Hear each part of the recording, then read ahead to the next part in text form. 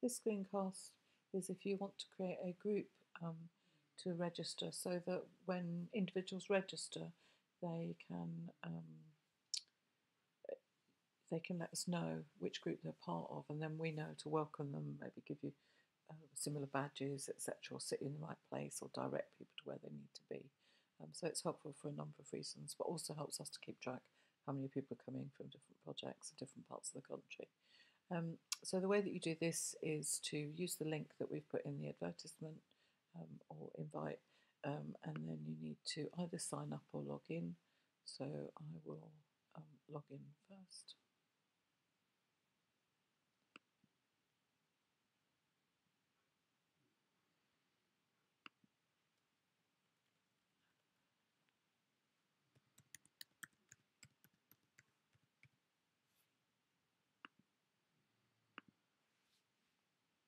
Oops.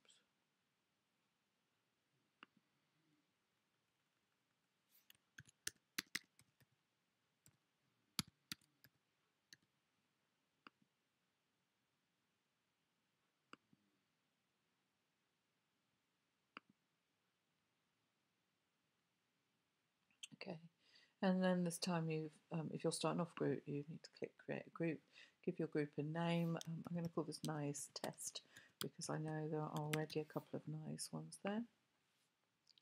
Okay, so now I can register for this group. Now I could set the group up without registering, and I might do that for some people. And then you just choose individually to register as a participant. If you're registering more than one person, then you can choose to register a second person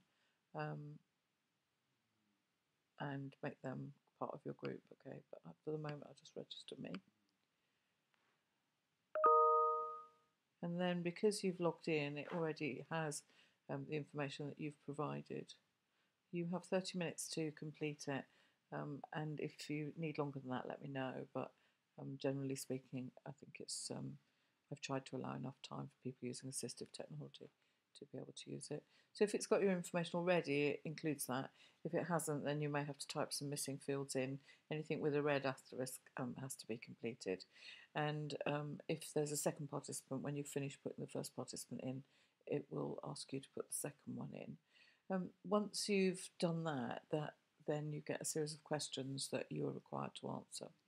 For us, in order to make it possible for everybody to participate, the most important question is the question that we ask people about any special requirements they have, be they accessibility or belief, dietary, medical, learning difficulties, or other requirements that we need to know about. So it might be that somebody has to take medication at a certain time and they want to know when lunch is, or they want to be able to break for lunch earlier. If people do have requirements, then we ask them to put those into a text box, and then we'll follow up if it's not clear. Sometimes people aren't able to describe exactly what they want till they know more from us about what the venue is like. So I'll just put my requirements in here.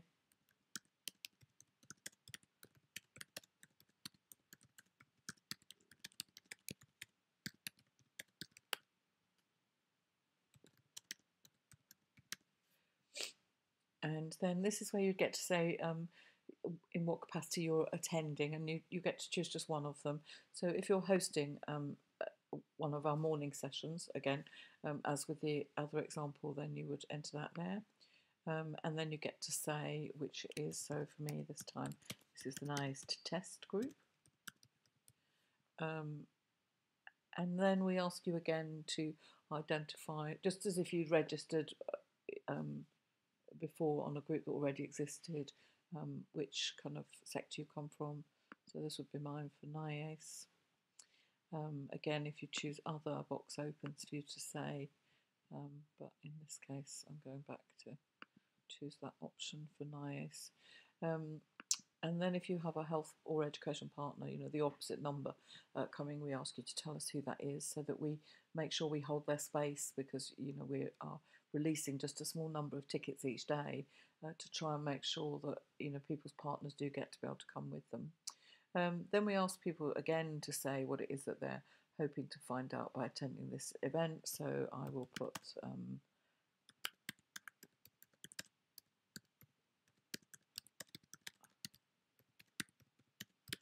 example there. And then, oops, sorry, I put that in the wrong box.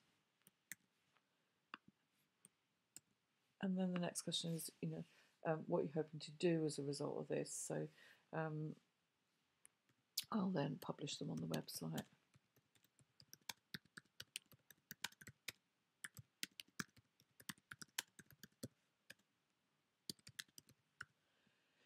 And then we ask you to tell us which one you're most interested in, or if it's all of them, tick them all, or if it's other, select other and tell us what that is. We're really interested to know. I will tick this one. And then our last question is just about whether people happen to be captured in the recordings or not. If somebody ticks no, then when they arrive on the day, we'll talk to them about how to make sure that they're not included, but so that we can record as necessary. So I'll tick no on this particular one. And then you just complete the registration. I've obviously missed a field that's got a red asterisk, and it brings me up and tells me, and it's the question about your partner. So if it's none, then I enter that, complete the registration, and that's it. And then what happens is you get an email confirming, and I, as the organiser, get an email telling me that you're coming. So again, if there's anything I pick up immediately, I will usually get back to you by email or by telephone.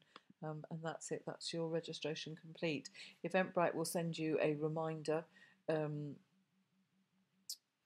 days before the event, and we're also going to send a nice reminder because we know that some people, Eventbrite ends up in their junk box. I had one there this morning.